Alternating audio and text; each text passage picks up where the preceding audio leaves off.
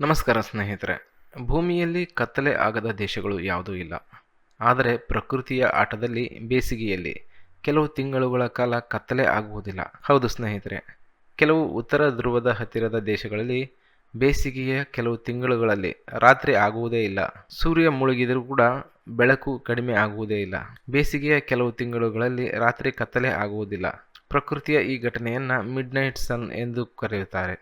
ಅಂದರೆ ಅರ್ಧರಾತ್ರಿಯಲ್ಲೂ ಕೂಡ ಸೂರ್ಯನ ಬೆಳಕು ಕಾಣುವುದು ಎಂದು ಅರ್ಥ.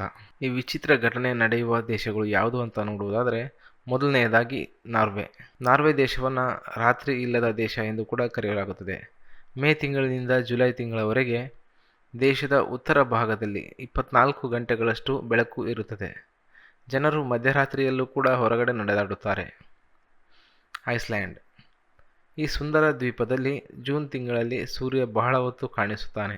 ರಾತ್ರಿ ಬಂದರೂ ಕೂಡ ಪೂರ್ಣ ಕತ್ತಲೆ ಆಗುವುದೇ ಇಲ್ಲ. ಸಾಯಂಕಾಲದಂತೆ ಬೆಳಕು ಇದ್ದೇ ಇರುತ್ತದೆ. ಫಿನ್ಲ್ಯಾಂಡ್. ಸ್ನೇಹಿತರೆ, ಫಿನ್ಲ್ಯಾಂಡ್ನ ಉತ್ತರ ಭಾಗದಲ್ಲಿ 70 ದಿನಗಳ ಕಾಲ ಸೂರ್ಯ ಮುಳುಗುವುದೇ ಇಲ್ಲ. ಆದ್ದರಿಂದ ಜನರು ಬೇಸಿಗೆಯಲ್ಲಿ ಹೆಚ್ಚು ಸಮಯವನ್ನು ಪ್ರಕೃತಿಯಲ್ಲಿ ಆನಂದಿಸುತ್ತಾರೆ. ಸ್ವೀಡನ್.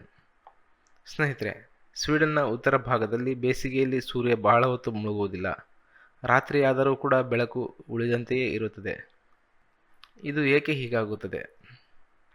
ಭೂಮಿಯು ತನ್ನ ಅಕ್ಷದ ಮೇಲೆ ಸ್ವಲ್ಪ ಓರೆಯಾಗಿ ತಿರುಗುತ್ತದೆ. ಈ ಕಾರಣದಿಂದ ಉತ್ತರ ಧ್ರುವದ ಹತ್ತಿರದ ದೇಶಗಳಿಗೆ ಬೇಸಿಗೆಯಲ್ಲಿ ಸೂರ್ಯ ಸಂಪೂರ್ಣವಾಗಿ ಮುಳುಗುವುದಿಲ್ಲ. ಆದರೆ ಅದೇ ದೇಶಗಳಲ್ಲಿ ಚಳಿಗಾಲದಲ್ಲಿ ಬಹಳ ದಿನಗಳವರೆಗೆ ಸೂರ್ಯ ಉದಯಿಸುವುದಿಲ್ಲ. ಇದನ್ನು ಪೋಲಾರ್ ನೈಟ್ ಎಂದು ಕೂಡ ಕರೆಯಲಾಗುತ್ತದೆ. ಈ ಮಾಹಿತಿ ಇಷ್ಟವಾದರೆ ಲೈಕ್ ಮಾಡಿ ಹಾಗೂ ನಿಮ್ಮ ಸ್ನೇಹಿತರಿಗೂ ಶೇರ್ ಮಾಡಿ. ಧನ್ಯವಾದಗಳು.